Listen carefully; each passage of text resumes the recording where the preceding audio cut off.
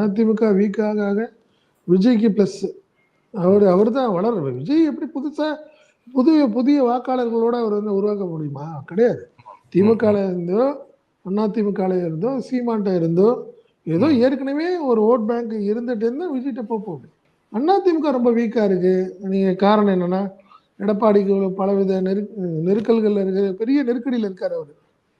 ஏன்னா, நீ பிஜேபி வந்து என்ன செய்ய போகுதுன்னு தெரியல. குறிப்பா சொல்லணும்னா, இரட்டை இலை இன்னும் அவங்களுக்கு கிடைக்குமா? கிடைக்காதாங்கிற ஒரு பெரிய குழப்பம் ஓடிக்கிட்டு இருக்குது. ஏன்னா தேர்தல் கமிஷன் முதல்ல தலையிட முடியாதுன்னாங்க. இப்ப தலையிடுறோம். இப்ப அவங்க தான் விசாரிக்க போறாங்க. அடுத்தது ஓபிஎஸ், செங்கோட்டையன் என்ன இன்னும் சொல்லப்போனா, நீங்க கொடநாடு விஷயங்கள் நெறைய பிஜேபி ஆட்டோமேட்டிக்கா டிஎம்கே அவங்க எலெக்ஷனுக்கு முன்னாடி அவங்களும் நெருக்கடி குடுக்க ஆரம்பிப்பாங்கல்ல. நீங்க பிரதான எதிர்க்கட்சி அதிமுக.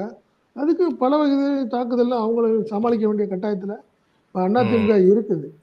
அதனால நீங்க இந்த ஒரு சூழ்நிலையில விஜய் வந்து வளர ஆரம்பிக்கிறாரு. குறிப்பா அதிமுகவுடைய ஓட் பேங்க்லேருந்து அவரு வளர ஆரம்பிக்கிறாருங்கிற ஒரு இமேஜ் ஆரம்பிக்கிறது வந்து இன்னும் நெருக்கடி அதிமுகக்கு. ஸோ ஒன்னும் எல்லாம் ஒண்ணா சேர்ந்தா தான் நம்ம இனிமே தப்பிக்க முடியும். அப்படிங்கிற ஒரு சூழ்நிலை அங்க மனநிலை எல்லாத்துக்கும் வந்துடுச்சு.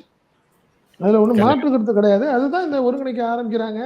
நீங்க ராஜன் செல்லப்பாவுடைய பேச்சா இருக்கட்டும், செல்லூர் ராஜுவோடைய பேச்சா இருக்கட்டும், இது எல்லாமே அத மையம் வச்சு தான் மையமா இருக்குதான் அந்த அவங்களுடைய பேச்செல்லாம் இருக்கு.